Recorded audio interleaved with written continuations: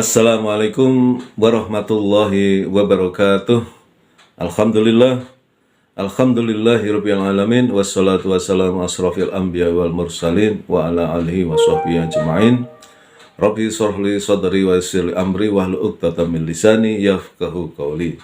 Apa kabar teman-teman, para penggemar dan subscriber Kultum Channel ya, yang dirahmati Allah. Marilah kita pertama-tama bersyukur kepada Allah dengan mengucapkan alhamdulillah atas segala nikmat dan karunia yang diberikan kepada kita yang kita tidak bisa menghitungnya ya. Dan nikmat yang paling utama adalah nikmat iman dan Islam. Karena dengan keduanya itulah kita akan selamat fid dunya wal akhirah. Dan kemudian kita bersolawat kepada Rasulullah. Allahumma sholli ala sayyidina Muhammad wa ala ali sayyidina Muhammad. Baik teman-teman. Aduh, mohon maaf nih. Kemarin tuh minum es degan itu. Ini dampaknya begini, botak batu aja ya. Ya inilah. Ya, kadang-kadang kita tahu salah tetap dilanggar aja ini. Tapi ini pelanggaran kecil. Karena terkait dengan kesehatan, ya, karena nggak tahan dengan haus, kemudian minum kelapa muda pakai es. Pada kesempatan hari ini saya akan menyampaikan topik tentang menjadikan pekerjaan sebagai ibadah. Nah, ini saya kira sangat penting buat kita. Karena sesungguhnya ibadah itu luas. Ya, itu tentu kita tahu ibadah maghdoh adalah ibadah yang utama. Ya, ritual kita beribadah kepada Allah, rukun Islam itu kita laksanakan. Ya, tetapi juga ada ibadah muamalah. Ya, salah satunya adalah bekerja. Nah, bagaimana supaya bekerja menjadi ibadah? Ini yang penting. Ya, teman-teman, Islam adalah agama yang mengajarkan produktivitas. Ya, itu sebabnya menjadi motivasi saya untuk mengelola 5 channel dan nanti rencananya akan membuat 8 channel. Ya, supaya produktif itu. Dan insya Allah channel saya channel yang bermanfaat. Ya, walaupun sepi views nggak masalah buat saya ya. Yang penting sudah ada jejak digital, saya berbuat baik menyampaikan sesuatu yang bermanfaat. 5 channel ya. Dan nantinya 8 channel produktivitas. Bagaimana kita menjadi manusia yang aktif, produktif, dan bermanfaat? Islam sangat menganjurkan bekerja dan beraktivitas, bahkan Islam sangat membenci kemalasan. Ya.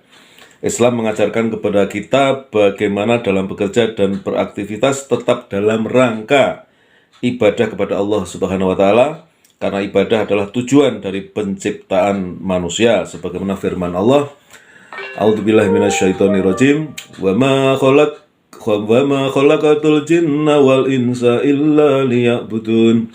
Dan tidak aku ciptakan jin dan manusia kecuali untuk beribadah kepadaku. Quran surat Az-Zariyat ayat 56. Timbul pertanyaan, jika kita hanya sibuk dengan ibadah, kapan kita bekerja untuk memenuhi kebutuhan, menafkahi keluarga, dan kewajiban-kewajiban lainnya?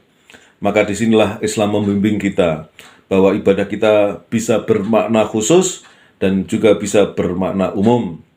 Ibadah dalam arti khusus adalah kita betul-betul menjalankan ritual ibadah seperti sholat, puasa, zakat, haji, dan lainnya.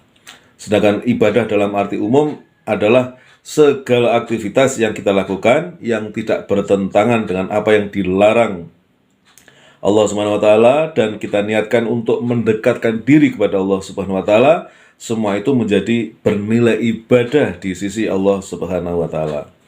Nabi Shallallahu Alaihi Wasallam menyebutkan bahwa orang yang keluar bekerja mencari nafkah, maksudnya keluar dari rumah ya, untuk keluarga dan menjaga kehormatan dirinya, dikategorikan oleh Allah Subhanahu wa Ta'ala sebagai orang yang berjihad ya, sebagaimana hadis Rasulullah yang artinya, dari Ka'ab bin A'jroh, beliau berkata bahwa suatu hari lewat dekat Nabi seorang laki-laki. Para sahabat melihat dan kagum dengan badannya serta semangatnya. Lalu mereka berkata, "Wahai Rasulullah, seandainya orang ini berjihad di jalan Allah."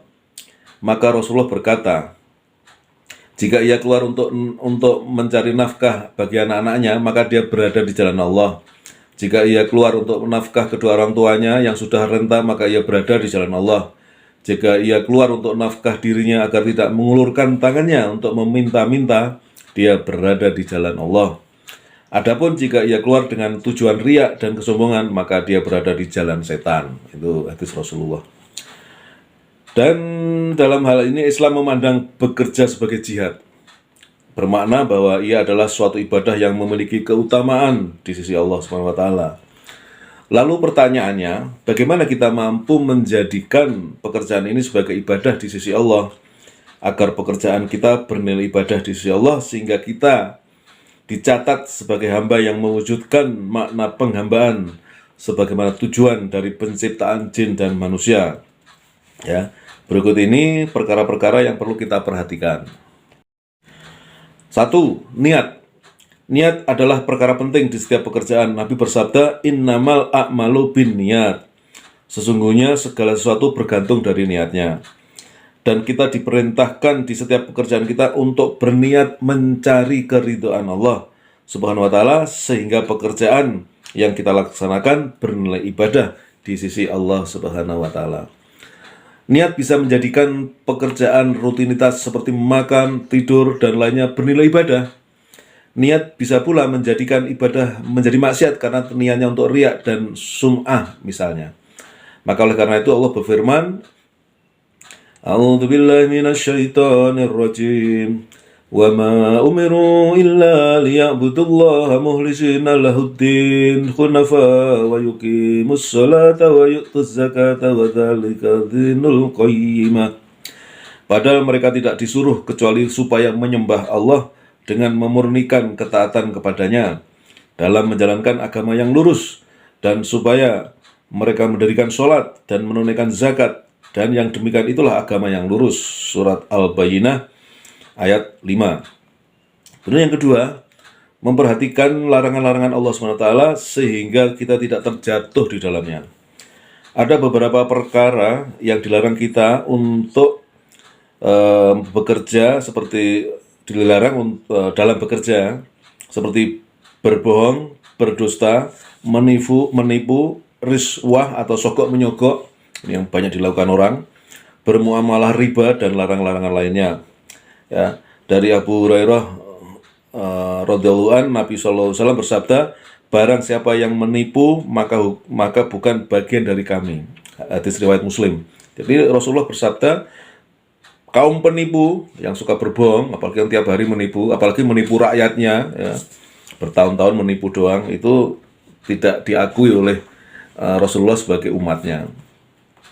Kemudian juga dari Abu Hurairah, Nabi SAW melaknat yang memberi sogok dan penerimanya. Hadis riwayat Tirmizi. Ini sogok menyogok ini luar biasa ini.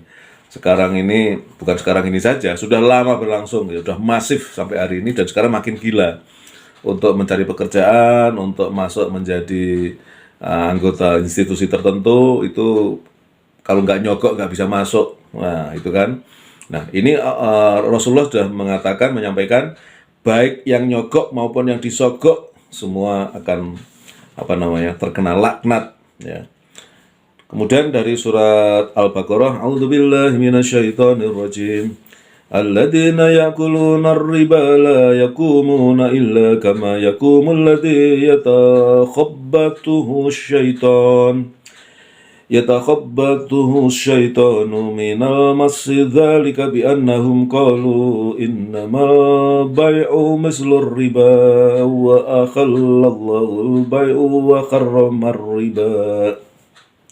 Orang-orang yang makan atau mengambil riba tidak dapat berdiri kan seperti berdirinya orang yang kemasukan setan lantaran tekanan penyakit gila. Keadaan mereka yang demikian itu adalah disebabkan mereka berkata atau berpendapat sesungguhnya jual beli itu sama dengan riba. Padahal Allah telah menghalalkan jual beli dan mengharamkan riba. Quran Surat Al-Baqarah ayat 275. Kemudian yang ketiga, qanaah terhadap pembagian Allah SWT. Qanaah adalah menerima dengan lapang dada segala rezeki yang dibagikan Allah kepada kita. Dengan qanaah menjadikan kita hamba yang tenang, tidak selalu gelisah, karena terus merasa kurang segala apa yang ada dalam hidupnya. Maka beruntunglah, kata Nabi SAW, orang-orang yang memiliki sifat qanaah. Nabi SAW bersabda, telah beruntung yang berislam dan diberi rezeki yang cukup dan qanaah terhadap yang dibagikan kepadanya. Hadis riwayat Muslim. Yang keempat, bersyukur. Bersyukur adalah perintah Allah Subhanahu wa taala kepada hamba-hambanya. Dan dengan bersyukur atas setiap nikmat yang dianugerahkan Allah, menyebabkan nikmat-nikmat Allah pada kita akan terus ditambah dan dijaga olehnya. A'udzubillahi minasyaitonirrajim. Fadkuruni adkurukum waskuruli wala takfurun. Karena itu, ingatlah kamu kepadaku, niscaya aku ingat pula kepadamu. Dan bersyukurlah kepadaku, dan janganlah kamu mengingkari nikmatku. Surat Al-Baqarah ayat 251. Yang kelima, berdoa dan tawakal sepenuhnya kepada Zat yang maha di atas segalanya. A'udzubillahi minasyaitonirrajim. Wa qala rabbukum ud'uni astajib lakum innal ladzina yastakbiruna an ibadati sayadkhuluna jahannama dakhirin. Dan Tuhanmu berfirman, berdoalah kepadaku, niscaya akan kuperkenankan bagimu. Surat Al-Ghafir ayat 60. Yang keenam, membersihkan dan mensucikan harta dengan zakat, wakaf, infak, sedekah, dan amalan-amalan baik lainnya. Ya. A'udzubillahi minasyaitonirrajim. Khudha min amwalihim sadaqatan tutahhiruhum wa tuzakkihim biha wa shalli 'alaihim inna salataka sakanun lahum wallahu sami'un alim. Ambillah zakat dari sebagian harta mereka. Dengan zakat itu kamu membersihkan dan mensucikan mereka, dan mendoalah untuk mereka. Berdoalah untuk mereka. Sesungguhnya doa kamu itu menjadi ketentraman jiwa bagi mereka.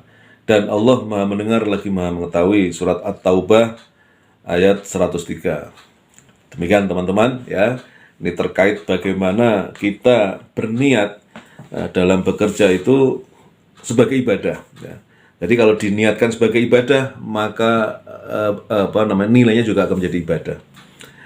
Mudah-mudahan ini bermanfaat ya. Ini mengingatkan diri saya sendiri juga.